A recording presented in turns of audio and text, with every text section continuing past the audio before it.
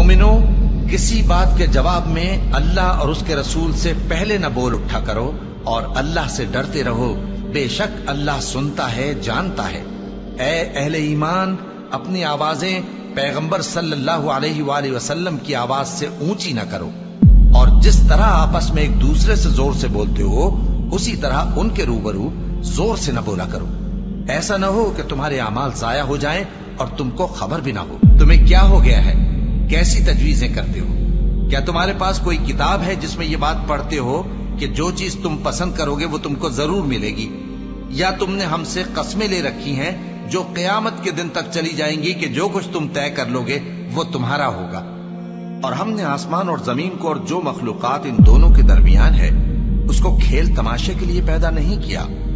अगर हम चाहते कि खेल की चीजें बनाएं तो अगर हमको करना ही होता तो हम अपने पास से बना लेते।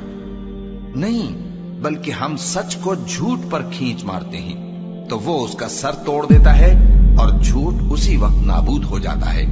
और जो बातें तुम बनाते हो उनसे तुम्हारी ही खराबी है। और जो लोग आसमानों में और जो जमीन में हैं सब उसी का माल हैं, और जो फरिश्ते उसके पास हैं वो उसकी इबादत से न तकब्बुर करते हैं और न उकताते हैं। रात दिन उसकी तस्बीह करते रहते हैं, न थकते हैं न थमते हैं।